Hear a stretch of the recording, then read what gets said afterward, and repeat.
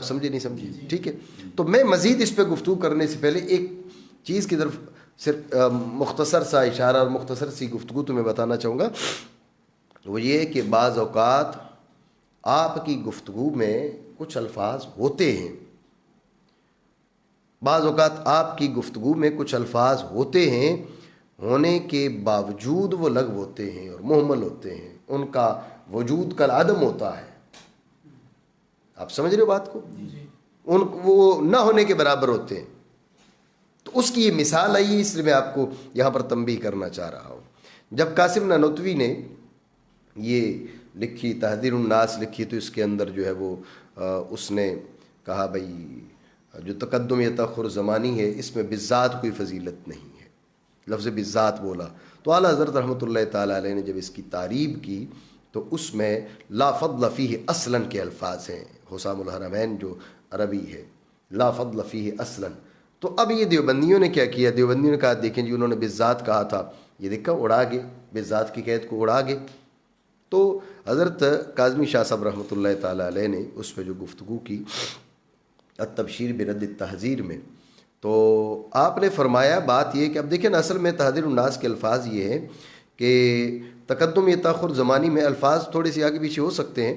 تو مطلب اس عبارت کا یہی ہے کہ تقدم یا تاخر زمانی میں الفام پر روشن ہے کہ تقدم یا تاخر زمانی میں بذات کوئی فضیلت نہیں. پھر مقام مدح میں اس کو کیسے ذکر کیا جا سکتا ہے؟ اس کو ذکر کرنا کیسے درست ہو سکتا ہے؟ کس کو؟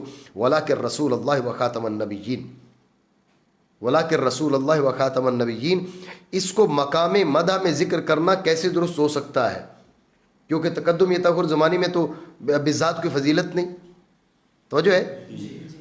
تو اب دیوبندی حضرات یہ کہتے ہیں کہ بھئی یہ بذات کی قید ہے. جب بذات کی قید ہے تو آپ نے لا فضل فیہ اصلاً، یہ تو خیانت کی ہے. وہ جی آپ نے حرم شریف کے جو علماء تھے، حرمین طیبین کے علماء، ان سے خیانت کے ذریعے آپ نے فتوے لے لیے. کوئی خیانت نہیں ہے، کوئی خیانت نہیں ہے اس میں. بات ذہن میں رکھیے گا.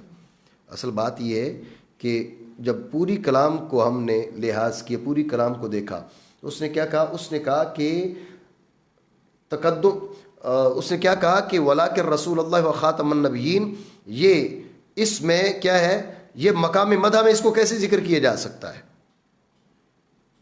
اس نے یعنی ختم نبوت، خاتمیت کے معنی تاخر زمانی ہوں.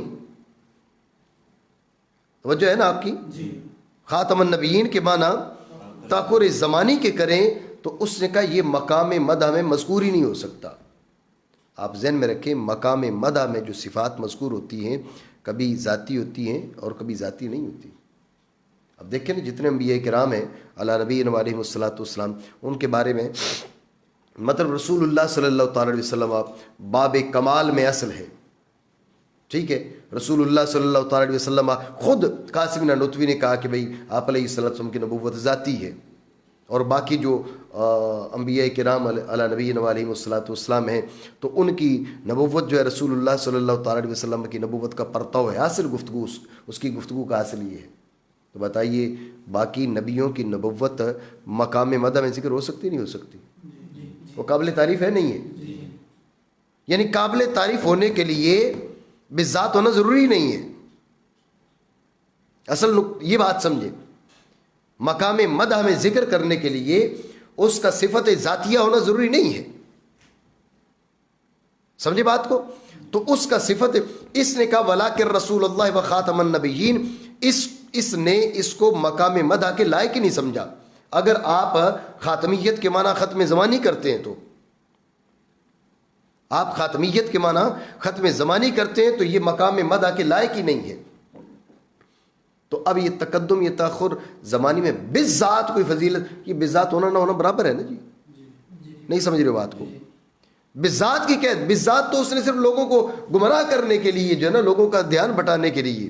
جیسے اس نے کیا کہہ دیجیے، وہ جی میں خطا، میری نیت خطا اجتہادی کی تھی جی، تینوں پین کھلے ڈنڈے مارے، بھئی تیری نیت خطا اجتہادی کی تھی. اب یہ کیا ہے؟ یہ صرف اور صرف لوگوں کو گمراہ کرنے کے لیے ہے، اور کوئی بات نہیں ہے. ٹھیک ہے نا؟ ہاں تو جو ہے نا پہلے کہتا ہے جناب سیدہ رضی اللہ تعالیٰ عنہا کے لیے خطا کا مطلق لفظ بولتا ہے، بڑے دھڑلے سے بولتا ہے، بڑا جو ہے نا وہ بازو لمبے کر کر کے بولتا ہے. اور اس کے 4 مہینے بعد تجھے پکڑا جاتا ہے تو تجھے سمجھ نہیں آتی. اب سمجھ رہے ہو نا بات کو؟ تو یہ سمجھ نہیں آتی کہ میں کیا جواب دوں. تو انتظار کرتا ہے, پھر تجھے سمجھایا جاتا ہے, تو کہتا ہے چلو جی میں خطا اجتہادی کا بول دیتا ہوں. تو سمجھایا یہ تھا بھئی ایک تو توبہ کر لے, توبہ تو کی نہیں, تو اب خطا اجتہادی کا اس نے پیمند لگا لیا. سمجھ رہے بات کو؟ تو مسئلہ یہ بات یہ کرنے کی کہ اب خطا اجتہادی, یہاں پر اجتہادی کی قید اس کا لگانا درست ہے درست نہیں. تو ذہن میں رکھیں, اگر یہ لگائے تو جب بھی معتبر نہیں. اس پہ میں نے گفتگو کی ہے تنزیہ مکانت الزہران بسمت الخطا کے اندر. تو یہ جو بات ہے بعض اوقات دیکھیں نا, یہ تو بعد میں وہ لے کے آیا نا 4-6 مہینے بعد. بعض اوقات ایسے ہوتا ہے کہ آپ کی گفتگو میں جہاں بات موجود ہے وہاں پر بھی آپ کا وہ لفظ معتبر نہیں ہوتا. چاہے جائے کہ آپ 6 مہینے بعد کہ آپ کے اب مان لیے جائے. اسی میں اس سے تاجر الناس میں ایک اور اس نے جملہ کہا کہ بھئی انبیاء کرام جو ممتاز ہوتے ہیں اپنی امت سے, وہ تو صرف علم میں ہوتے ہیں, وہ محض علم میں ہوتے ہیں. اور رہی بات عمل کی تو اس میں بظاہر امتی آگے بڑھ جاتے ہیں. بظاہر کا لفظ بولا. تو یہاں پر بھی حضرت غزالی اعظم قبلہ کاظمی شاہ صاحب رضی اللہ تعالیٰ عنہ, آپ نے یہاں پر بھی بڑی بہترین گرفت فرمائی ہے یا تبشیر کے اندر. آپ نے فرمایا کہ بھئی یہ بھی بظاہر لغو ہے. یہاں پر یہ لفظ بظاہر جو اس نے لگایا یہ بھی صرف لوگوں کو دھوکہ دینے کے لیے. یہ بات آپ ذہن میں رکھیں. جو انداز آج اس کا ہے نا آصف اشرف کا, یہ والی باتیں اگر لیں تو بتائیے آپ گستاخی کس کی ثابت کریں گے؟ آپ اشرف تھانوی کی گستاخی ثابت کریں گے؟ کس کی گستاخی ثابت کریں گے؟ پھر تو گستاخی نہیں رہے گی. کوئی شخص کچھ بھی بولے گا اس کے بعد کہے گا نہیں میری نیت تو یہ تھی. کچھ بھی کہہ دے گا اس کے بعد وہ کہے گا کہ میری نیت یہ تھی. تو یہ بتائیے کہ پھر یہ عرف کس کام کے لیے ہے؟ یہ لوگوں کو کوئی شخص کوئی گالی دیتا ہے, برا بلا کہتا ہے, بعد میں تعویلیں کرتا پھرے. کیا دیوبندیوں نے تعویلیں نہیں کی؟ اسماعیل دلوی کی عبارتوں کی تعویلیں نہیں کی گئی؟ خلیل امبیٹوی ہے, رشید گنگوئی ہے, قاسم نانوتوی ہے, اشرف تھانوی ہے, ان کی عبارتوں کی تعویلیں نہیں کی گئی. یہاں تو خود کر رہا ہے. ان کے لیے تو کتابیں بھری پڑی ہیں, کئی جو ہے مجلدات اس میں موجود ہیں ان کی عبارتوں کی تعویلوں میں. تو ان کی عبارتوں کی تعویلوں کو کیوں نہیں مانا جا رہا؟ اس لیے کہ یہ تو کوئی بات نہ ہوئی نا بھئی آپ پہلے گستاخی کر لیں اس کے بعد تعویلیں کر لیں. تعویل کسی بھی بات کی ہو سکتی ہے, کسی بھی چیز کی ہو سکتی ہے, قریب یا بعید, ٹھیک ہے. لیکن یہ بات ذہن میں رکھیں, جو جملے بے ادبی پر مشتمل ہیں, جو جملے گستاخی پر مشتمل ہیں, جو جملے بے ادبی ہیں, بعد کی جو تعویل ہے انہیں بے ادبی کے باب سے نہیں نکالے گی. یہ بات ذہن میں رکھیں. اللہ رب العالمین نے چاہا تو اصل میں بات یہ ہے کہ وہ اب پڑھ ہم کچھ اور رہے تھے تو اس میں ضمنی طور پہ یہ بات آ گئی. تو چونکہ موصوف نے وہ مناظرے کا چیلنج ایسے کرنا ہوتا ہے بھائی جیسے بھائی کوئی کرے نہ مناظرہ عبداللہ. تو اب کہہ جی اب عجیب بات نہیں ہے بھائی, جب تک تو اندر بند رہا نائب کی اس وقت ضرورت ہے مسافر. جب اصل موجود نہیں ہے تو نائب کی تب ضرورت ہے. تو اصل اندر بندھا ہوا ہے تو نائب نہیں بنایا کیونکہ ڈر نہیں تھا. ہم کہیں گے شیر نو نکلنا دیو جی, شیر نو باہر آؤں دیو جی, شیر آوے گا پھاڑ کھاوے گا جی. تو اب کیا ہے, جب وہ شیر صاحب باہر آ گئے تو انہوں نے کہا یہ تو یہ مسئلہ بن گیا, اب تو باہر آ گیا ہوں, اب کیا کروں. اب جناب والا انہوں نے یہ طریقہ اختیار کیا مناظرے سے بچنے کا. بھئی ہم نے مولوی زاہد کو کیا کر دیے, بھئی ہم نائب بنا دے. پتہ نہیں کون ہے مولوی زاہد. تو جب اصل میسر نہیں تھا تو نائب نہیں بنا. جب اصل صاحب بھی باہر آ گئے ہیں, اصل میسر ہو چکا ہے, تو اب نائب بھی بنا دیا گیا ہے. اور اس کے ماننے والوں کو اللہ ہدایت عطا فرمائے کہ کتنے نادان ہیں, کتنی بیوقوفی ہے, کتنی ناسمجھی ہے کہ بھئی وہ اب بھی اس کو جناب والا اس کے گیت گا رہے ہیں. اگر عقل مند ہوتے تو اس کو جوتے مارتے. کیا کہ یہ کون سی چول ہے تو نے ماری ہے. جب تو بند تھا تو تب تو نائب بناتا تاکہ تیرے آنے سے پہلے ہم مسئلہ حل کر چکے ہوتے. اس وقت تو نے نائب نہیں بنایا. اب تو خود فیس کرنا یار, تقریر کرنے کے لیے تو خود فیس کرتا ہے. یا چپ کر کے بیٹھ جانا جی میں اس مسئلے کو چھوڑ رہا ہوں, میں بیٹھ کے اللہ رسول کا نام لے رہا ہوں اور کام بہت سے میں وہ کر رہا ہوں. تقریریں تو خود کرے, مناظرے کے لیے تو نے بندہ رکھ لی ہے. کیوں؟ اس لیے کہ یہ تو طے شدہ بات ہے کہ وہ میں نہیں جانتا وہ کون ہے زائد نام کا آدمی، تو وہ اگر کسی کے سامنے بیٹھا ڈھنگ کے بندے کے سامنے تو انشاءاللہ وہ ذلیل و رسوائی ہوگا، اس کو ذلت و رسوائی کا سامنا کرنا پڑے گا. لیکن بنفس نفیس ذلیل ہونا اور بات ہوتی ہے نا، اور بالواسطہ ذلیل ہونا اور بات ہوتی ہے. تو اب یہ کہ یہ ایک نیا طریقہ اختیار کیا گیا، یہ مناظرہ نہیں کر سکتا، نہ اس میں نہ اس کی اوقات ہے مناظرہ کرنے کی، نہ اس میں صلاحیت ہے مناظرہ کرنے کی.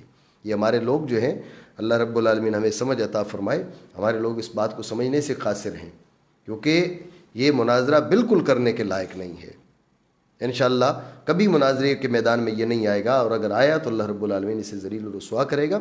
اور ویسے ایک اور چیز ہے نا جی، بات یہ کہ اب ضمنی طور پہ بات آئی، چلو میں کہہ دیتا ہوں، بہت سے لوگ جو ہے وہ سن بھی رہے ہوں گے، اس بہانے گالیاں بھی دیں گے. تو اب مسئلہ یہ ہے کہ جب آپ کوئی بات کرتے ہیں اور اس کے بارے میں بات ہو گئی آپ کے خلاف تحریری طور پہ، بھائی ضروری ہے نہیں جی تجھی میرے نال مناظرہ کر لو. میں نے رانی پور میں بھی اس چیز کا ذکر کیا تھا. ایک مولوی صاحب تھے، یہ مفتی اللہ بخش صاحب جو ہے نا کراچی والے، یہ گواہ ہیں اس بات کے، اور بھی کئی دوست. یہ اوباڑے میں جو ہوا تھا معاملہ ہمارا، تو یہ مولانا عمران بھٹی صاحب ہیں سرحد کے، وہ بھی اس چیز کے گواہ ہیں، اور بھی دوست گواہ ہیں. تو میں اور مفتی اللہ بخش صاحب راولپنڈی میں ایک مولوی کے گھر چلے گئے. تو ایک مسئلے پہ اس نے حضرت استاذ الکل علامہ عطا محمد بندی علی صاحب رحمہ اللہ تعالیٰ کو کافر کہہ دیا. تو میں ان دنوں نیا نیا فارغ ہوا تھا مدرسے سے، تو میں 2 سے 2.5 گھنٹے اس کے گھر میں بیٹھ کے، اللہ رب العالمین نے اس کو میرے ہاتھوں ذلیل کروایا. 2 سے 2.5 گھنٹے. تو بڑا ذلیل ہوا. تو اینڈ میں کہنے لگا تو میرے نال مناظرہ کر لے. میں نے کہا اسی پہلے چھولے بیچ دے سب ہے. یہ کیا ہو رہا تھا؟ میں نے پھر اس کو کہا، میں نے کہا میری بات سنو، جس مسئلے پہ تو نے علامہ مدعی علی صاحب رحمہ اللہ تعالیٰ کو تو نے کافر کہا ہے، میں نے کہا میں نے اپنی کتابوں کی طرف توجہ ہی نہیں کی، میں نے کتاب کھول کے یہ مسئلہ پڑھا ہی نہیں ہے. تو میں نے کہا تو کہہ رہے میں نے 7 مجلدات کو زبانی یاد کیے ہوئے ہیں. میں نے کہا تجھے 7 جلدیں زبانی یاد ہیں اور میں نے پڑھا نہیں، اور میں نے تجھے 2.5 گھنٹے ذلیل کیا ہے. تو مناظرے کے لیے اگر میں تیاری کر کے آیا تو بتا میں تیرا کیا حل کروں گا. وقت گزر گیا. اوباڑے میں میرا پروگرام تھا، اس کے 1 سال 2 سال بعد. تو اس کا علاقہ یہ اوباڑے کے قریب ہے، وہاں پر وہ رہتا ہے. تو یہاں پر وہ پروگرام میں آیا، اور یہاں پر پھر ہماری بحث چھڑی ناشتے پہ. حضرت قبلہ حاجی امیر الدین صاحب یہ بھی تشریف فرما تھے، وہاں پر ناشتے پہ تشریف فرما تھے. یہاں پر اللہ رب العالمین نے اسے پھر میرے ہاتھوں ذلیل کروایا. یہاں پر بھی 1.5-2 گھنٹے 2.5 گھنٹے یہاں پر بھی ذلت و رسوائی ہوئی. جب خوب ذلیل ہو چکا تو مفتی اللہ بخش صاحب سے کہنے لگا، حافظ اب تو نے راولپنڈی جا کے نا ہمارا مناظرہ کروانا ہے. میں نے کہا ٹھیک ہے، اور کوئی حل نہیں ہے نا. دیکھیں یہ بات ذہن میں رکھیں، میں یہ اس مناسبت سے بات کی ہے. بات یہ ہے کہ تمہاری عبارتوں پر، تمہاری تحریروں پر شروع دن سے گرفت کی ہے. جان خیر الورا لکھی، تو اب تک جان خیر الورا کا جواب نہیں دے سکا. وقت کے ساتھ ساتھ جو ہے وہ اب تنزیہ و مکانت الزہرا یہ لکھی ہے، تجھ پہ فتویٰ لگایا. شور تھا نا جی حکم بیان کیے جائے، حکم بیان کیے تو حکم بیان ہو چکا نا. تو اب جی مناظرہ کر لو، مجھ سے مناظرہ کر لو. یہ صرف اور صرف کیا ہے، اپنی شرمندگی مٹانے کے لیے اور لوگوں کی آنکھوں میں دھول جھونکنے کے لیے. کیا ایک ہی طریقہ ہے مسئلے کو حل کرنے کا کہ بھئی ہم جو نا ویڈیو بنا کے لوگوں کے بیچ پھیلا دیں، اور جو گفتگو کی گئی ہے تنزیہ و مکانت الزہرا میں یا جان خیر الورا میں، یا اس کے علاوہ میں نے خلط مبس اور بہت سی دیگر جو ہے وہ 15-16 تحریریں میں نے لکھی ہیں اور تمہیں بھیجی ہیں، تو کیا وہ جو ہے وہ ان کا جواب تیرے ذمے نہیں ہے جی؟ تو اصل بات یہ ہے کہ یہ جو چیلنج ہے وہ صرف اور صرف کیوں ہے، وہ اس لیے کہ بھئی اب لوگوں کو کچھ تو کہنا ہے نا جی. لوگوں کو یہ تو نہیں کہنا جی ہم ہار گئے، وہ جھگڑا ہو گیا، کہتے ہیں بھئی کسی مراسی کا اور چودھری کا، یا کسی پاولی کا اور چودھری کا، تو بھئی چودھری نے اس کو گرا دیا تو اس نے ٹانگ گھما کے اوپر رکھ لی. اس نے کہا لت میری اتے ہے، لت تو میری اتے ہے نا. اس نے کہا لات تو تیری اوپر ہے کیونکہ تو مناظرے کے چیلنج جو کر رہا ہے جی، کرنا تو نے ہے نہیں. تو بہرحال اللہ رب العالمین اس فتنے کا خاتمہ فرمائے. اور دیکھیں بس رب کریم جل مجدہ کا نظام ہے کہ کچھ کا کچھ کہہ رہا ہے لیکن توبہ کی طرف نہیں آ رہا. ایک جملہ توبہ کا بول دیتا اور اہل سنت میں اتنا بڑا جو فتنہ پھیل گیا ہے. اب وہ ہم پر فتوے لگائیں گے، ہم ان پر بھی لگائیں گے، ایسی بات نہیں ہے. ایسی چیز نہیں ہے کہ وہ ہم پہ فتوے لگائیں گے تو ہم چپ کر کے بیٹھے ہوئے ہیں. ہماری فکر یہ ہے، ہماری سوچ یہ ہے کہ اہل سنت کی فکر کو مسخ نہ کیا جائے. اہل سنت کی فکر کو جو ہے وہ اس پہ شبخون نہ مارا جائے. ٹھیک ہے. تو آپ سیدہ رضی اللہ تعالیٰ عنہا کے لیے آج بے ادبیوں کا دروازہ کھولتے ہیں اور یہ ساری زندگی ڈیفینڈ کرتا رہے گا اپنے آپ کو، لیکن توبہ کی توفیق اس کو نہیں مل رہی. جی تو اللہ رب العالمین اس مسئلے کا حل فرمائے.